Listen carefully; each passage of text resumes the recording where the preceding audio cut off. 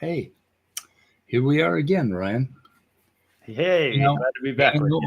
Hanging out with a Satanist atheist. Is that what did you say? You evil people.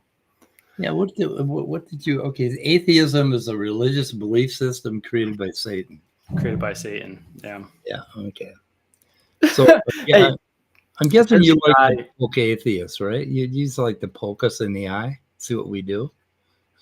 Yeah, I don't think that all atheists are Satan believers. I just think that the belief system was created by him. By Satan. Okay. Yeah. Yeah. I don't know if we want to go. I don't know if we want to go down that Satan road, but I got a lot of questions about Satan. I know nothing about the Bible. I've never been anywhere near Christianity, except as a 6, 7, and 8-year-old, and that was at a Presbyterian church where I pretty much fell asleep. You know, we sang some hymns. The minister used to tell us to be nice to other people, and then I went to Sunday school, and that was about it. So that was my exposure to Christianity. So. Yeah, churches, in my opinion, a lot of the time are the bane of Christianity, to be honest, because what they teach is not actually Christianity. It's just like hippie Jesus, feel good nonsense, and they're just trying to get your money most of the time. That's why I have a church that I go to sometimes, but it's not like a thing. I'm not like a Catholic where it's like, if you don't go to church, you're going to hell. It's like, I don't follow that. Okay, so we were on a thread with some comments, and let's see. And you were talking to Toronto Citizen. I guess he deleted his posts, right, on this one. Yeah, they do that. Obviously, okay. He said something about the Bible or something. Yeah, you give $1,000 if you read the Bible. I would lose that. I wouldn't get that money anyway.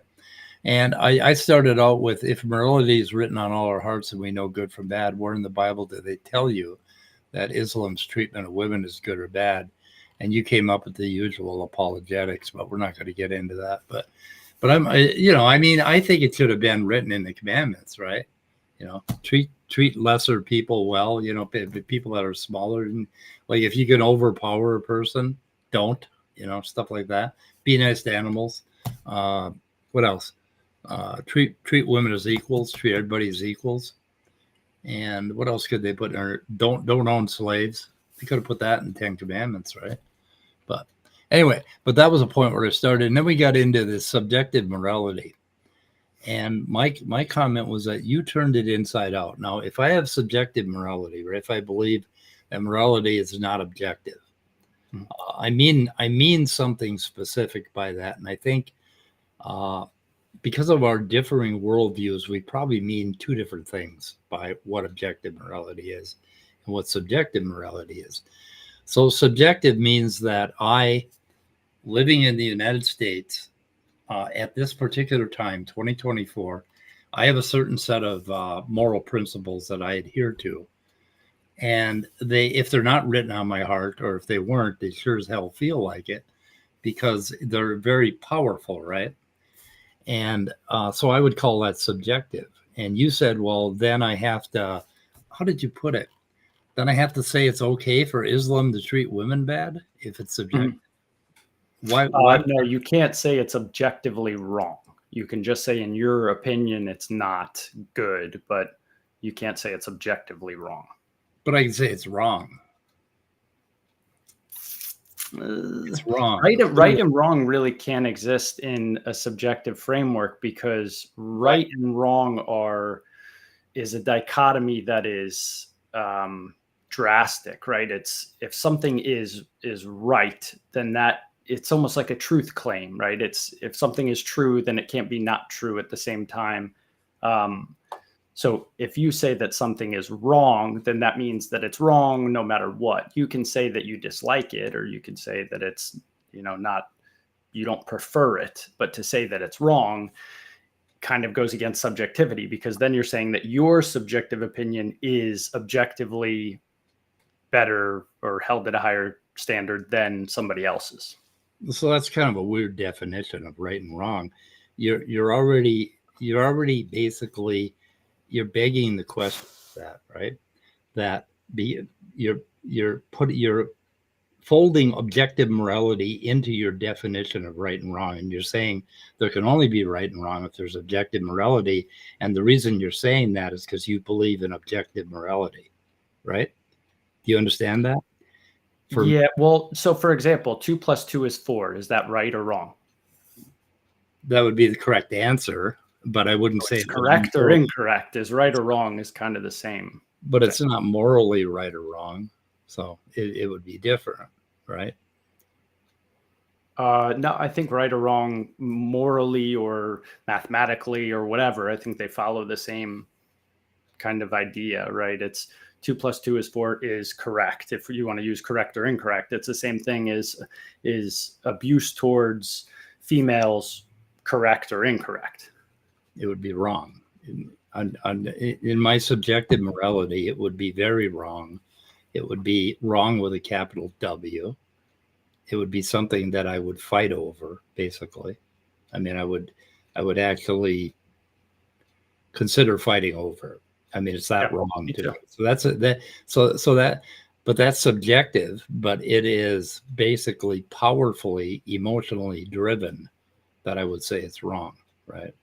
So if someone said to you 2 + 2 is 5, would you feel the same zeal or emotion towards, so you wouldn't feel compelled to correct them? Well, I'd just say, maybe in your weird ass mathematical view it is, but you're talking about Terrence Howard. No, I think he's a lunatic. He's a lunatic, right? Anyway, yeah, I would just say it's wrong. I mean, I wouldn't get upset about it. But if I find you beating your puppy and abusing him, I would get upset about it. I mean, it would be emotionally wrong. Now, you also say you Christians love to say, well, then morality is just a preference. No, it's not just a preference, because a preference would be, I prefer broccoli over Brussels sprouts, right? Mm-hmm. But if I ate Brussels sprouts, it's not going to affect my conscience.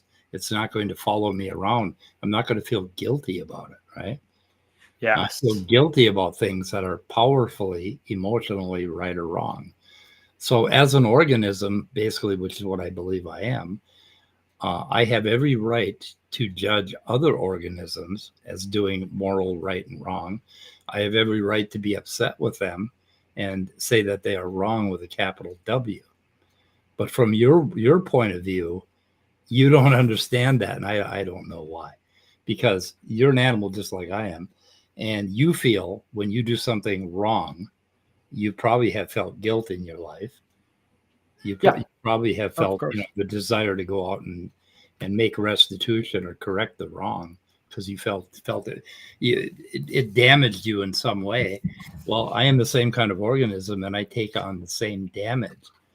And that's why when Christians say morality is written on your heart, that is a good metaphorical way to describe what it is like to be a moral biological entity from my point of view.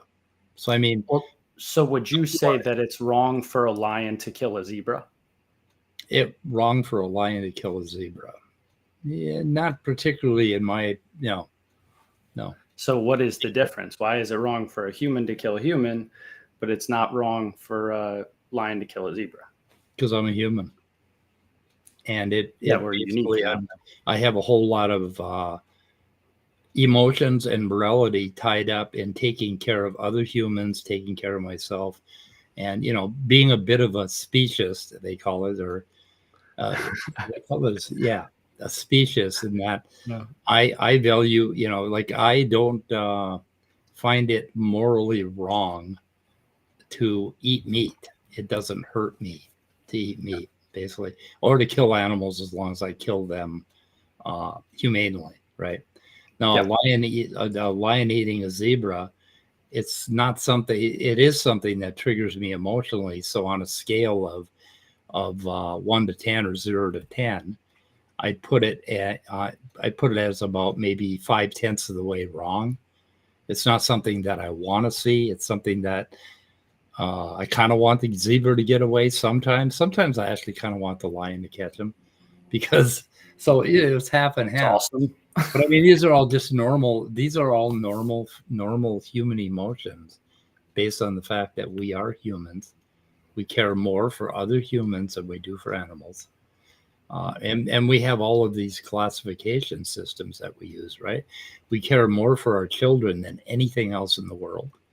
We care more for our mom and dad than we do for our cousins. We care more for our cousins than we do for strangers. We care more for people in our community than we care for people on the other side of the planet. And we care more for all humans than we do for cows, right?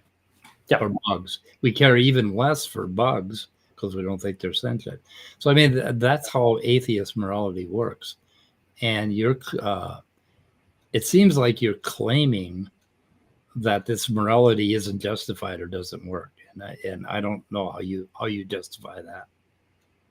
Well, it's because as soon as a subjective opinion is claimed to be held as higher value than another subjective opinion, you're essentially adopting an objective framework, right? It's a hierarchy in which there has to be, and like in any hierarchy, there has to be a highest value in that system.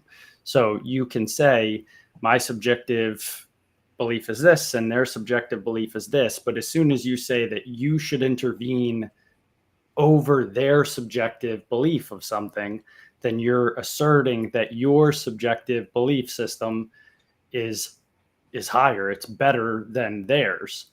And then it's not subjective anymore. Then it's an objective belief. It's not you can't prioritize subjectivity. It's subjectivity. It's like relative, you know? Why not? I mean, yeah, it's relative to who I am and what I am. Okay. Mm-hmm. But it's still a value. It's still a value system, even if in fact, the word relative automatically implies a comparison where one thing is greater than another. Okay. So something will be more wrong than something else. For me, eating broccoli or Brussels sprouts is not all that wrong. But for me, stealing my neighbor's lawnmower is, highly wrong. For me, hurting somebody's feelings is really wrong, unless they're Christians. Yeah. I guess my question then would be, if everyone on the planet disagreed with your subjective opinion, would you still consider it to be held higher than everybody else's subjective opinion? Could you ask that again? I'm not sure if I can unpack it. So if, just for example, if if the entire world said that killing, I don't know, people under 4 foot was okay, and you don't believe that's the case, but everyone else in the world says that it is, then would you still hold that your subjective opinion that killing people under 4 foot, as a figurative example, would be, you would hold that subjective belief higher than everybody else in the world who disagreed with it? Yes, because it's subjective, because it's my belief, right? But you're creating a weird hypothetical that never happens, right? Nobody I don't know. Nazi Germany, slavery. There's a lot of examples where this played out. Not so well. Okay, yeah. There's an interesting thing about morals, and this relates to what I hate about Christianity, right?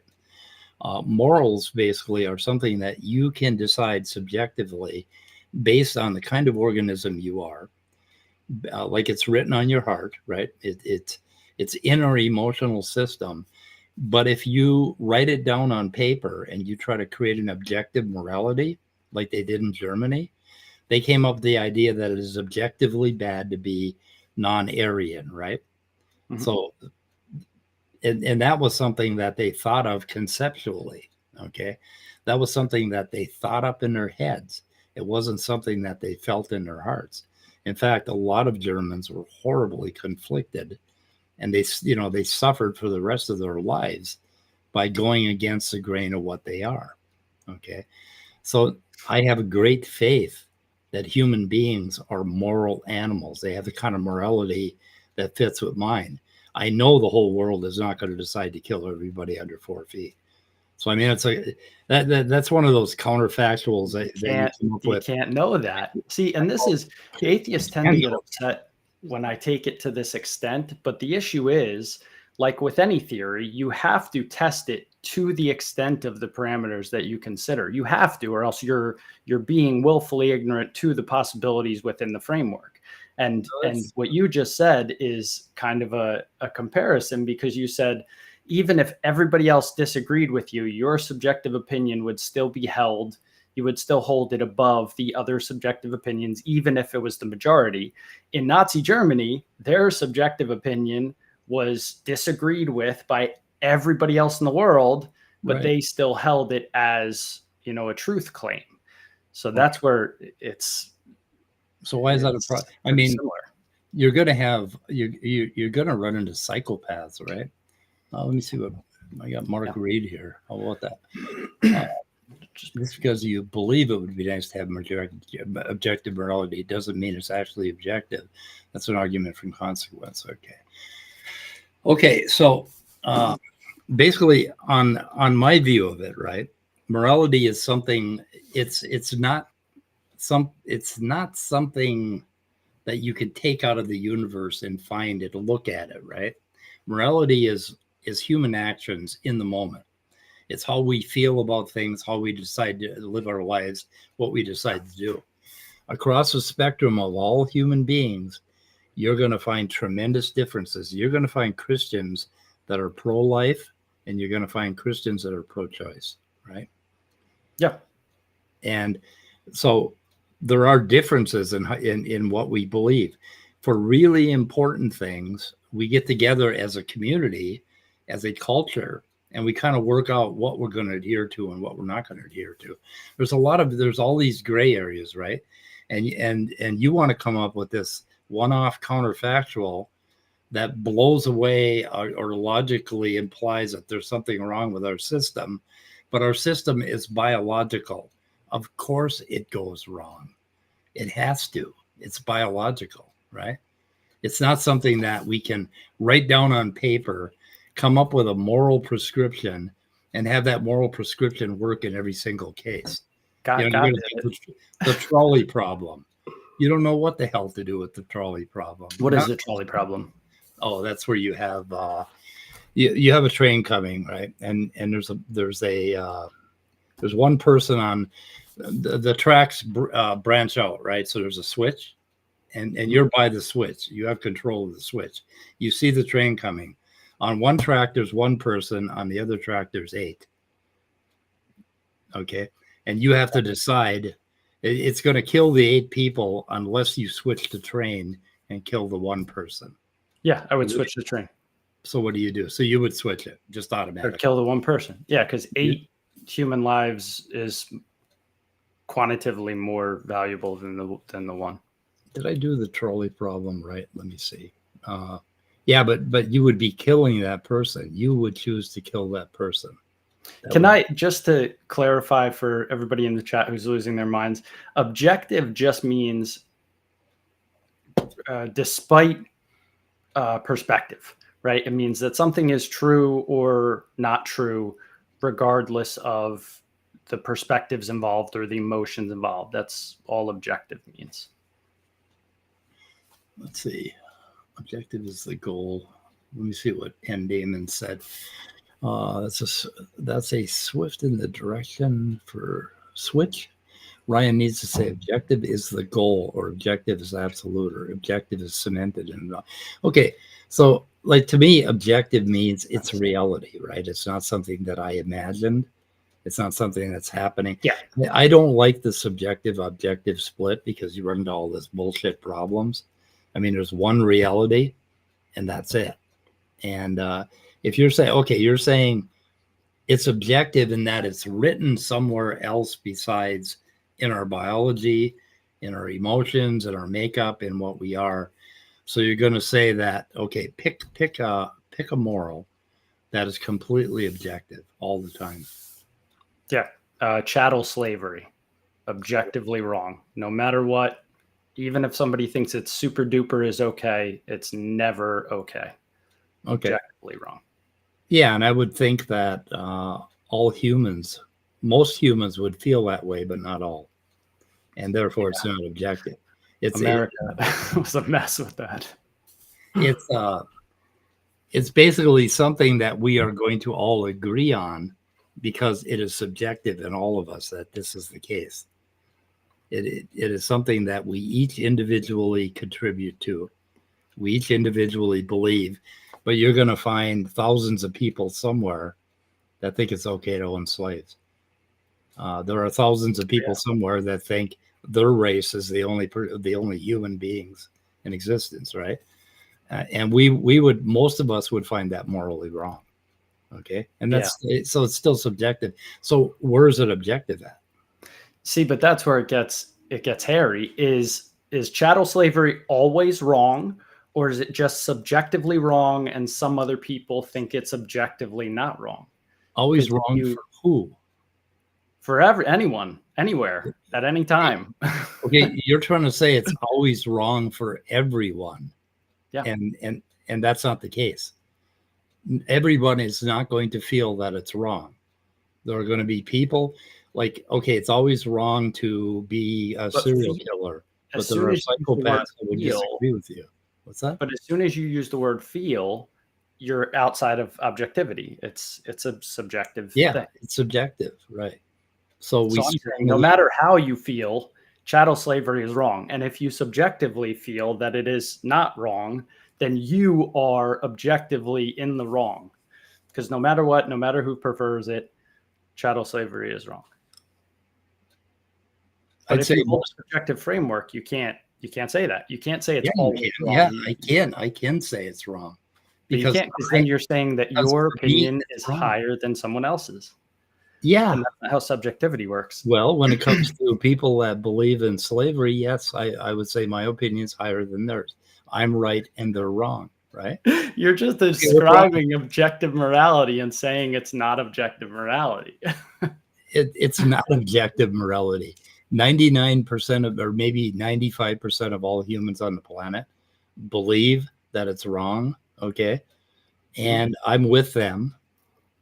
And I'm with them for, reasons. I have reasons for believing slavery is wrong.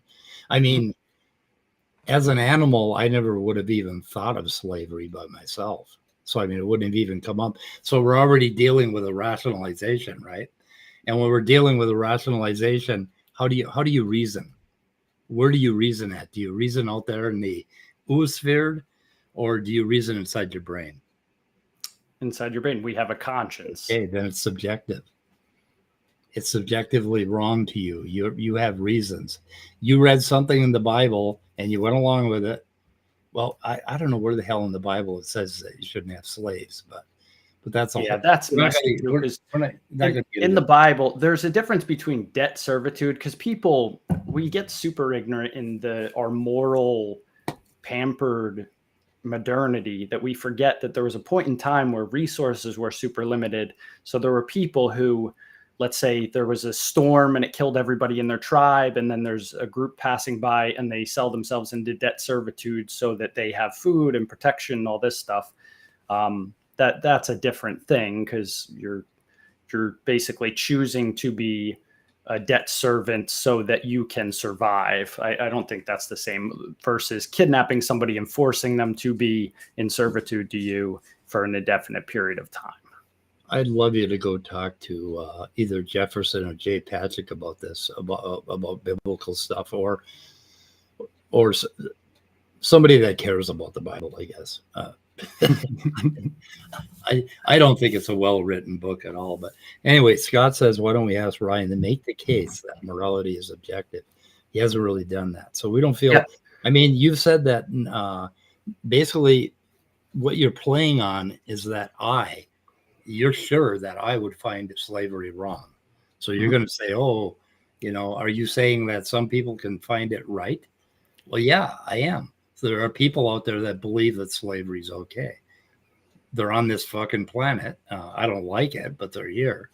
So there's, it's still subjective. But even though it's subjective, I find it morally wrong, and I would go to war for it, right? I would go to war over it. I would. Yeah, which is what's wrong that's holding your subjective values over someone else's subjective values. Right. Yep, and we do that all the time. But if they hold their subjective values over yours, then are they wrong or are they right? If you're going 60 and a 45 and some cop pulls up behind you, he's holding his subjective values over yours, is he not? No. And you just made the case for objectivity, because the law is the standard. That's the objective standard. And if you break the objective standard, then you pay the penalty. It's the same thing. God gave us conscience. Can you go out in the yard or down in your basement and grab me a law and show it to me? No, I could go on a website though. And you can show me some words, right? But you can't show me a law. Which this is actually a microcosm of what we're discussing, right? Because humans made man-made law, and then there is a higher overarching law, which is God's law, which is even if the societal law said you could murder anybody you wanted whenever, you still would not want to do that, because God's law, which is ingrained on us, says it's not a good thing, even if the societal law says it is okay.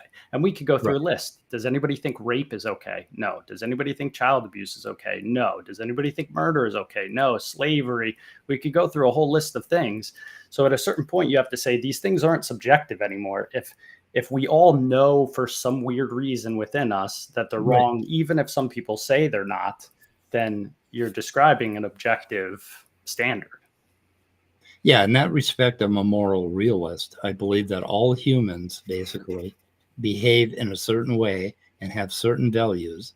And even humans that decide they want to own slaves, I believe that they pay a cost for that. They pay a cost in their conscience, in their life. They will pay some price for it.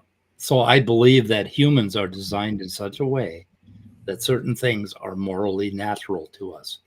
And we went through some of those. And when you have humans doing that and living in a community, then you write laws.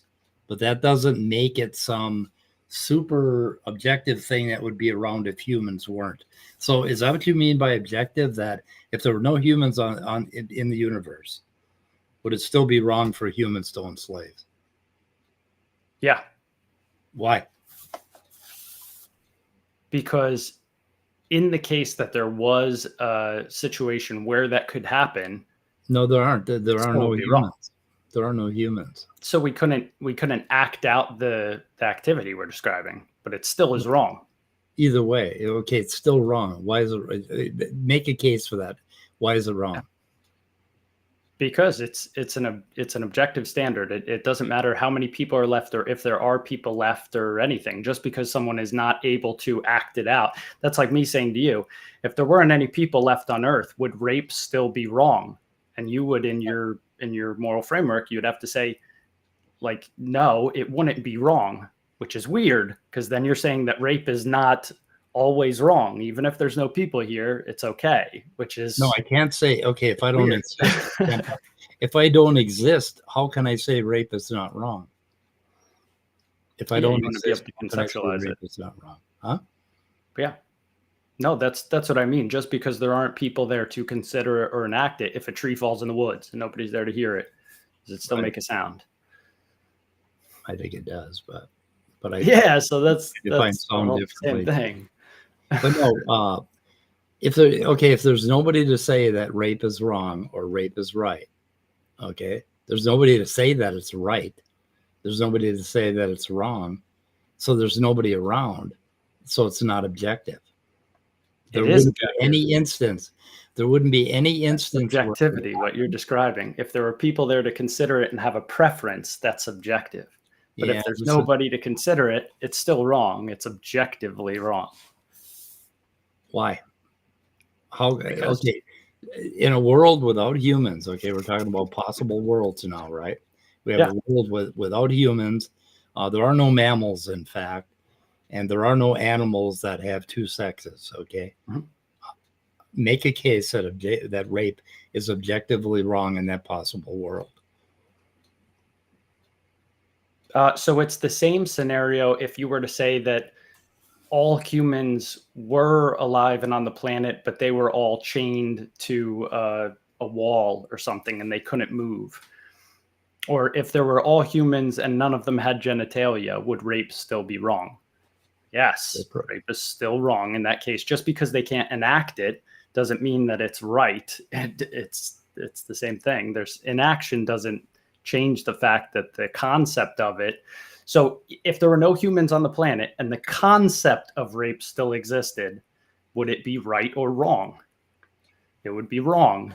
The concept wouldn't exist because there are no animals in which this thing could happen. So It how could would it still be? exist. How could it exist? That's like saying math doesn't exist without humans. We know that's not the case, right? There's mathematical formulas that apply to the solar system and apply to our environment and our reality, like the golden ratio, that even if humans weren't here, it still would be there. It's some kind of in the ether concept. You think 2 + 2 = 5 is rape? You think those things are on the same level? I think 2 + 2 and rape are both wrong. 2 + 2 and rape are 2 + 2 is 5, and 2 rape, + 2 is 5, and rape are both wrong. Yeah. they're both wrong, but they're not wrong in the same way. If you think they're wrong in the same way, then I wouldn't want to share a neighborhood with you. Why? I said they're wrong. So if you didn't want to share a neighborhood with me, that means you would be for irrational mathematics and you'd be for people who are okay with rape. That's what I mean. Even in that scenario, it's objective, right? Because you're saying they are things that you would not want to be involved with. 2 + 2 is 5, and any of these awful things. Let's see what my chat is doing. My chat is probably giving me hell. Probably not. Anyway, oh my God, it's made by Jim Bob here. Oh my God, I've heard that name a bunch. Don't ever go there. Don't ever go there. You don't want to. See, Mark Reed, math is just a language to describe the properties of the universe. Yes, so they exist even if there is no language to describe them. They are properties of the universe. Thank you. Okay, so rape, basically being wrong, is a property of human organisms, human animals. Human animals will pay a cost if they do violence to another human being. Okay, Maybe not. Nature. It's because of the nature of humans. But if there are no humans, there is no rape and there is no wrong or right. You can't say it's right or wrong. And if you can't say it's wrong, that doesn't mean it's right. Okay, because you keep sliding into that. You keep trying to use a bit of rhetoric, right, to get me to admit that there's something objective about rape. No, there isn't. There's nothing objective about it. It's something that happens with human beings. Well, these are concepts, right? So if you consider them all to be concepts, then the golden ratio again, huh? I don't consider morality to be a concept. Why not? It's because it's built into my nature. My nature is to act morally, right? That's my nature. Okay, it's not a concept. There's no concept there. You can make concepts about it. That's what we're doing when we use language. But the thing in itself is not a concept. It exists as the nature of what I am. Yes. It's a recognition of truth, right? The same as saying 2 + 2 = 5 is not, it's not, there is something built in us as reasoning creatures to be able to understand that 2 + 2 does not equal 5. It's the same thing. They're not real things. They just are things that we have an innate intuition to be able to comprehend. And in that kind of capacity, we understand that there is there's a truth claim where something is true or it's not true. Okay, an innate intuition to me would be the very definition of subjective. It's in us, innate, innate in us. Yeah. And an intuition, basically, something that we know in our hearts. Okay, and that makes it subjective. Yeah. And in the Bible, it says we were made in his image, which is why humans are the only creatures that can have that innate consideration. I don't know about that Bible book. Is that a physics book or is it a biology book? It's physics.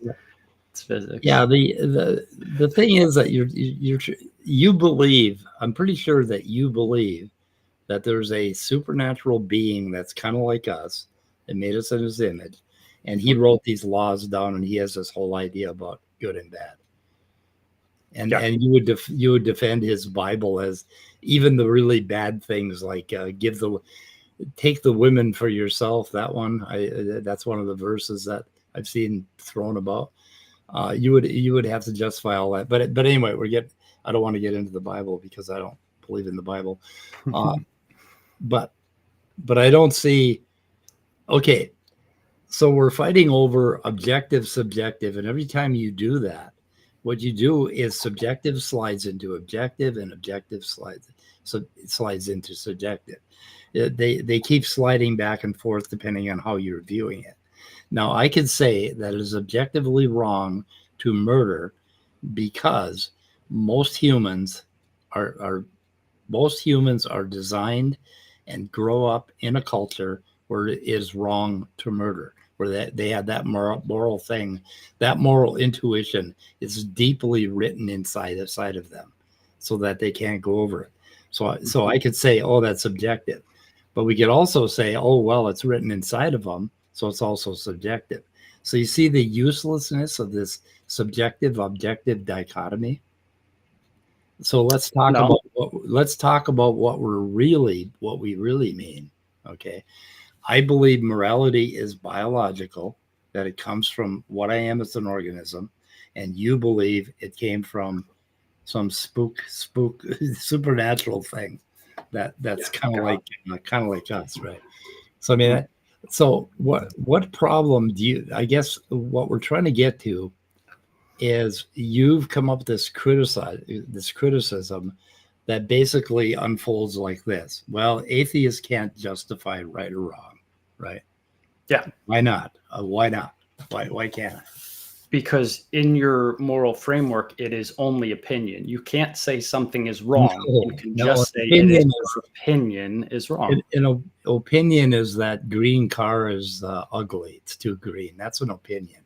That's not the same as slavery. I mean, that's not the same as killing, right? Those are different things. An opinion is I like broccoli better than Brussels sprouts. Okay, a moral isn't an opinion. A moral is a strong part of our organism about what we are biologically. But you just switched. You said before we were born in a society under certain conditions that tells us that murder is wrong. So is it something that that is reinforced through our society and our upbringing and all of that, or is it something that we know internally is good or bad? Both. There's no nature-nurture divide. You can't do it that way. So if you're raised in a society where murder is okay, but you know it's not okay, which one do you pick? If I say that again. If you're raised in a society where murder is considered okay, but you internally know for some reason that it's not okay, which one is correct? You would try to lean toward not okay. Okay. Yes. That's the interesting thing. So it doesn't matter about anybody's feelings. Things like violence and murder are built into the very structure of the organism that we are. We do not like violence. We don't like it for a number of reasons. It gives us really bad negative emotions, right? Any kind of violence. Some people. Okay. But on top of that, we're brought up in a culture and in a family, in a group of people, a community or whatever, and that's going to add layers to it. So there's nature that blooms through nurture, and you can't separate the two. There's no nature nurture dichotomy, so you're not going to get away with that either. I think it's written in all of our hearts not to do violence. It's written in our biology. So is it better to, that murder is wrong? Is it better to live in a society that also says that murder is wrong, or is it better to live in a society that says that murder is okay? Well, how would you feel if you lived?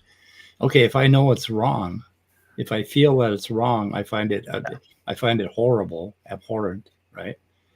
Of course, I'm going to want to live in a society that goes along with what I believe. That reinforces your internal Nazi Germany. Yeah, but that means that whatever that thing inside you that says that it's wrong, no matter what, I mean, we're describing objectivity at this point, is something that is right or wrong, regardless of what other people's feelings are about it, is definitionally objective. You can pull up the definition. That's what objective means. It means regardless of preference or perspective or feelings, there's a truth about something. So if you live in a society where murder is okay, but you know internally that it's not, that means that your internal thing is some kind of an objective compass. Exactly. Yeah. The biology is objective. That's a reality. And in that sense, I'm a moral realist. I believe it's built in. We have a question from Jay Patrick that's been here for a while. Do you believe that God of the Bible is a necessary precondition for all states of affairs? I would ask him to be more specific, because that's a gotcha question. And I can tell by his stupid profile picture that it's a gotcha question. So be more specific. Don't use setup lines. This isn't a stand-up comedy show. That's actually what Jay looks like. I got him, man. That's actually what he looks like. So I'm sorry. My favorite still is there's a profile picture this guy had, and it was a robot, but the robot had like pecs and abs and like trap muscles and all this. I was like, why would you have a robot that had muscles that doesn't even to play on a football team? I didn't get it. Why not? Yeah. Okay, zero societies say that murder is okay. Yeah, because it's written in our biology, basically. So, yeah, but not other animals. Jay, you got to re-ask your question. Apparently, Ryan didn't like it. I thought it was a good question. I don't know. Zero societies say that murder is We're trying to figure out whether you're Darth Dawkins or not. What is considered acceptable homicide differs from society to society. No, you're interchanging murder and homicide. Homicide is just killing somebody, and you could go into the different laws that kind of separate these out. But murder is the unjust unaliving of a person. That's what murder is. If you got a guy that axe murdered 6 families, do you think it's morally right or wrong to murder him? I think if you can imprison the person, that's morally better than to kill them. I don't think murdering somebody, although murder in that case, like if somebody is a threat, then it's a justified killing because they're a threat and they already have shown the inclination to murder people. So that's okay to kill. Like somebody breaks into your house and tries to kill you, you can kill them. I don't think that's murder. I think that's self-defense killing. Okay, so murder isn't always wrong in your view. So you just made it subjective. No. Murder is the unjust killing, unaliving of someone. Unjust. So okay, we're going to have to unpack that now. But we got another question. Kill you, you can kill them. Jay rephrased the question. From your point of view, if God didn't exist, could anything exist? That's an interesting question. So like in a different reality where it was not God, this one, I mean, in my opinion, no, because God is the creator. So if God created everything, then nothing could exist without him. If you're an evolutionist, then you would say that yes, because the Big Bang or whatever. And the eternal, are you familiar with the eternal universe theory, or I don't know exactly the name of it, but you mean the infinite, or I can't remember the name. Somebody just what had a comment about it, and it's the eternal universe theory, or somebody in the comments. Always existed, always will exist. I'm pretty sure Yeah. that's the case. Yeah. And it's all these universe branches that branch off each other. Multiverse. Yeah. Yeah. Yeah, the multiverse thing. I'm not, the multiverse is misunderstood a lot, but anyway. Yeah, but that's what is interesting is when you really test subjective moral concepts against other societies, that's when you, in my opinion, that's when it really starts to become clear that there is an objective standard. And I mean, you even say that there's an objective standard built in our biology that says to not do these things. The question would then be, I guess, why is it built into our biology and not anybody else, not any other animals? Oh, it is. It is. I've got a team of raccoons. Basically, I quit feeding them, so they went away. But there were 60 of them, and I watched them interact, and they never murdered each other. They very seldom. They were aggressive with each other, but they never really drew blood or hurt each other. They would inflict a little pain on each other, but it would be the equivalent of a seventh grade schoolyard fight. Somebody got a bloody nose. That's about it. I don't even think they'd go that far. So they had morals built into them as well. I think all mammals do. But anyway, we got a question here from the Honkler. What if my internal compass said murder was good? Does it make it good then? Yeah, because your internal compass tells you that if it's justified, it's good, right? Yeah, but what do we describe? What word do we use to describe somebody whose internal compass tells them that murder is good? Psychopath. So even that scenario, the internal compass is set in such a way that we know that if the internal compass in somebody, like, societies, that's easy, you can kind of differentiate. But if the internal compass can be wrong, then that implies that there's an objective standard to even the internal compass. You can counterexample this thing to death, right? I mean, you just said that murder isn't always wrong, because you said when it's justified, it's right. So if you're going to adhere to this, I wouldn't even call it right if it's justified, right? Well, murder and homicide. I would do it. Right? I mean, I would do it. Homicide is killing somebody. Murder is the unjust homicide is murder. But homicide itself is just vehicular homicide. If you get in an accident and somebody dies, you didn't mean to kill them. They just died as a part of the situation. So it's a homicide. So what makes it unjust or just? If you kill somebody for no reason. There's very few. I mean, the only reason. Opinion? Huh? Is that your opinion? No. Okay. Justice comes from judge. Basically, we're going to judge. Okay. Yeah. Who judges? God. Oh, okay. Well, there we go. Because that's where we're at. You have this thing, but now you have this thing that you believe makes these objective rules. I don't. I think it's complicated. It's based on the kind of organism I am. We live in the same society, so we obviously have the same moral values, very similar. Okay. We get along. We're treating each other well, that sort of thing. But so, I mean, what's wrong with my view without a God? No, it's not. It's not. We were all, in my belief system, we were all made in the image of God. So even if you don't believe in him, you still have the internal compass, conscience that was given to us to know right or wrong.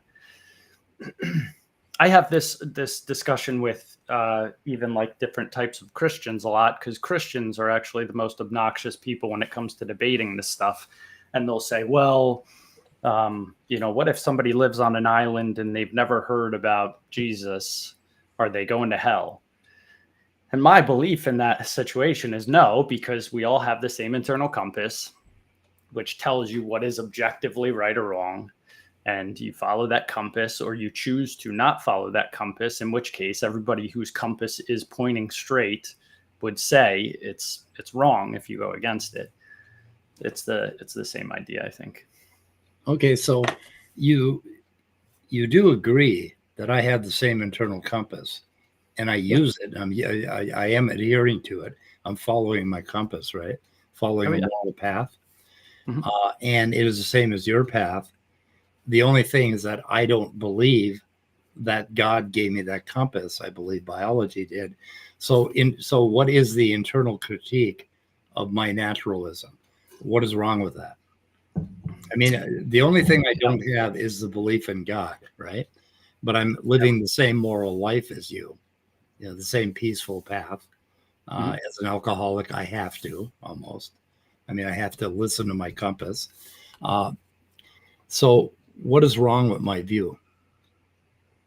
Well, is it, when you say naturalistic, is that based on like the continuation of the human being in like into the future? What is the like? No. You don't kill humans because you need humans to survive, or what does that mean? No, it would be, it's built into the way my emotional moral system works, the way my action, but the way my brain is built.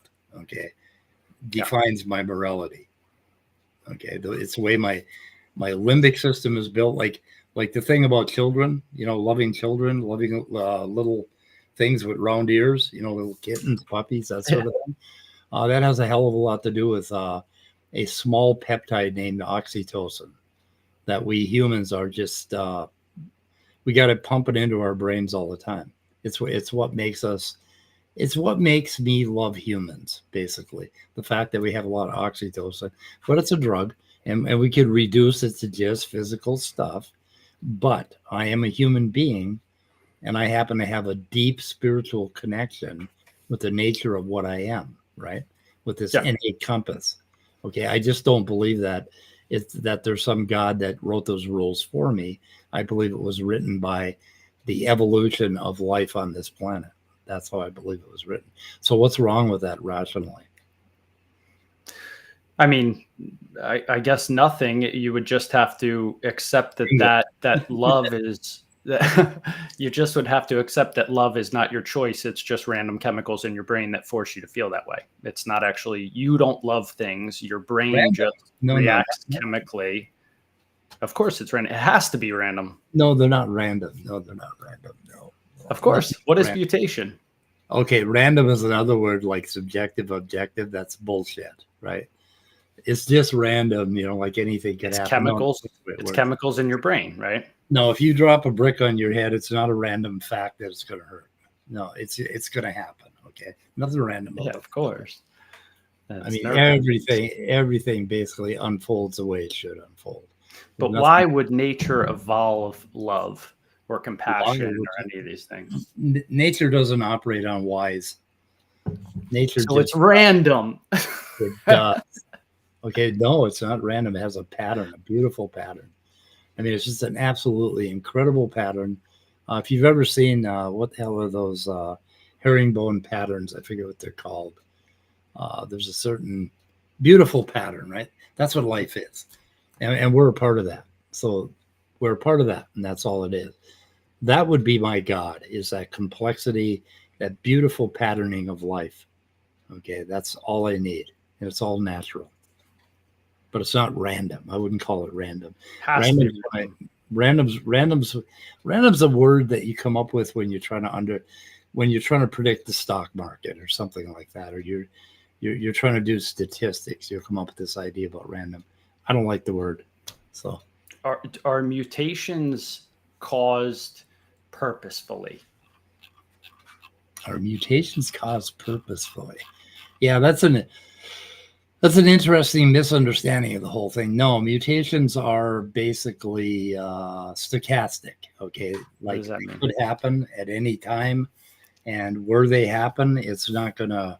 Nobody picks that. Nobody says, "Oh, we're going to try this. We're going to try that." What's another word to describe what you're saying?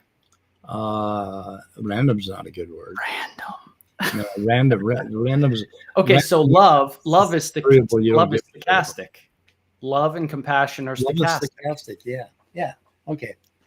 And what's the problem with that? Because it's as real. And it's not your choice. You don't actually love. It's as real as it can.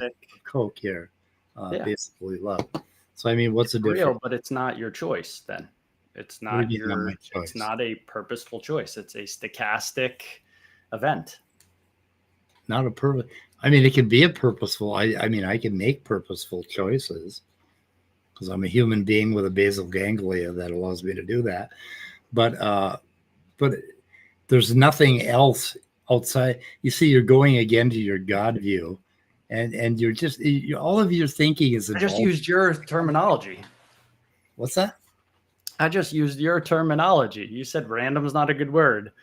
So Right. it's stochastic. Right. So if Yeah. our mutation from chimp ancestors was stochastic, then you can't say that the result of that is not stochastic. It's all stochastic. It's all We didn't have chimp ancestors. well, ape or whatever monkey people you guys think you came Yeah, from. they were apes. They were apes. But they weren't anything like anything that we have today, right? They're not. Yeah. Okay. So don't call them chimpanzees. They're not. Chimps are highly evolved critters, just like we are. They poop and throw it at each other. Well, whatever. It's like I've seen humans do that, so I'm not judging. Yeah, exactly. Yeah. You ever been to a frat party? I'm from New Jersey, man. I've had poop thrown at me. Go near a strip of mentally ill homeless people, and you'll have poop thrown at you. I promise. I am missing so much chat. It's just horrible. Yeah, it's going. I see it out of the side of my eye, going crazy.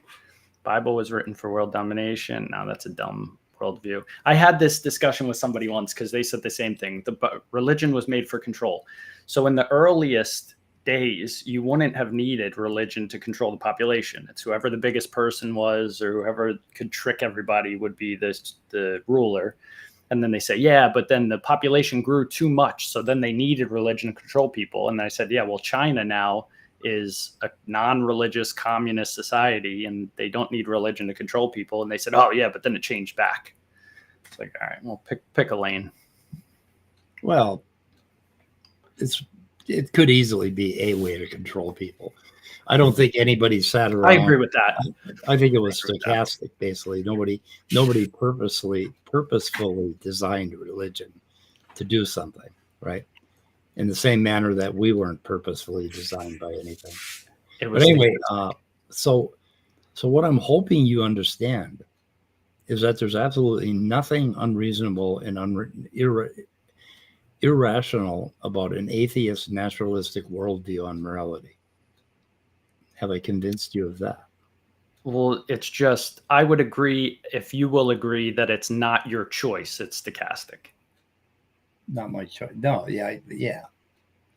Well, I can make moral choices. Okay, that's part of what's designed into me. Okay, that is a fucking problem. That's a problem. That's the eating from the tree of good and evil or knowledge or whatever. That's what that means. That's what it's about. That we can also decide to do other things than what is moral. Like when I reach a point where I have to choose whether to flick that switch and kill one man or eight, or kill one man and let eight live. Basically, I have to reason. Okay, so that's where I make a choice. So when you say, hang on a second. I got cats. I have to cough up a hairball every now and then. Natural selection is decidedly non-random, which is why it works. Dumbest take of the day. No, that's yep. Okay. It's literally random, dude. That whole thing is stochastic, random, whatever. Let's say it's a neuroscientist, PhD neuroscientist. I think that's why I think that degrees are useless. But look, and there's an animal. 4 of the babies mutate. 3 of those mutations don't adapt well to the environment, so they die off, and the one survives. It doesn't survive because it chose the mutation to match the environment. It survived because coincidentally, the mutation that coincidentally happened, coincidentally gave it an adaptation to the coincidental environment. Like none of that is non-random. To say it's non-random is crazy. It's non-random because natural selection is very, very, I mean, it's a tautological law of mathematics and logic. Basically, that is natural selection. There's nothing random about that. why do some animals mutate a ton and some don't mutate essentially at all relative to the others? They have different biology. They have different genetics, different biology. Basically. So there's no standard. It's just kind of random. What do you mean standard? Why would there be a standard in life? I mean, if life had a standard, what would it be?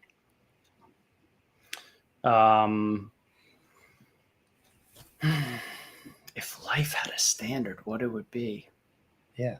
Wow, that's deep, man. That's a deep one. Obviously, my opinion would be God, the code that God instilled in us, but right. That's a deep question. What would the standard be? I guess the standard would be don't murder people, don't rape people, don't abuse people, don't steal from people, don't, sleep with your neighbor's wife, all that kind of stuff.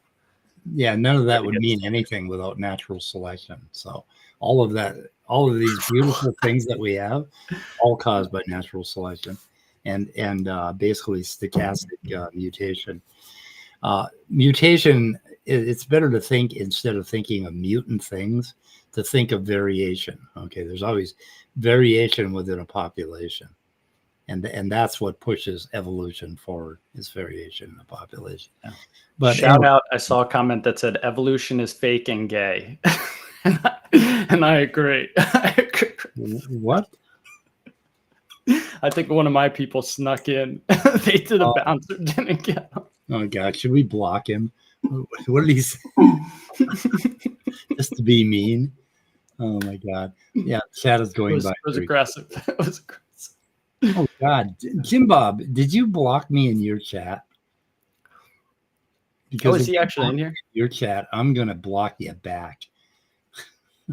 What have we got? Oh God, we could go off on the evolution path, couldn't we?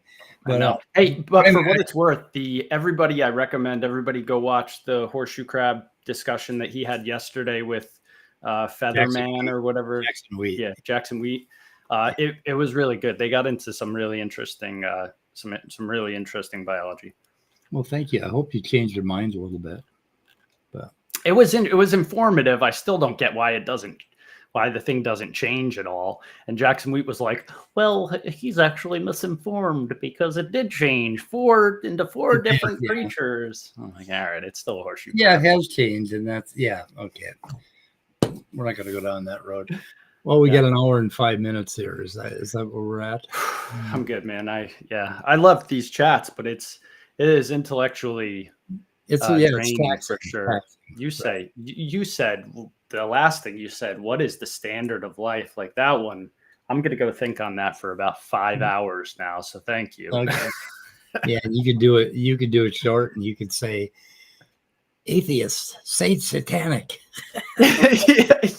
Just remember, the devil is your God. Your little song at the beginning, I played it twice during our broadcast last night. Atheism is the religion you don't even know. You just do that to fuck with us, right? Yeah. Do you see him? He hated it. You're just trying to get a rise out of us, and you have, and you will. Yeah, so, I love you guys. You're all my brothers still. Especially you. You're class act, man. I really enjoy chatting with you. Well, thank you. Anyway, but yeah, let's wrap it up. My brain's fried too. So the subjective shit just really messes me up, and it keeps going back and forth. It doesn't make any sense. Anyway. Okay, guys. Anyway, happy to see everybody here. Geez. Mark Reed, you're like big time, man, compared to me. Anyway, Dr. Chris Thompson is interesting. He has an interesting channel that you should check out. Yeah, that's what I've been telling him, Chris. You should go read a little bit or listen to our videos. We'll eventually educate the hell out of them. I can't read. That's you can't read. Problem. Yeah. Well. Except the Bible. Yeah, it's read audiobooks. Audiobooks, okay. Okay, guys, we're going to end. Is that okay with you? Yeah, sounds good. Thanks for having me again. I appreciate it. Yeah. Well, thank you for showing up.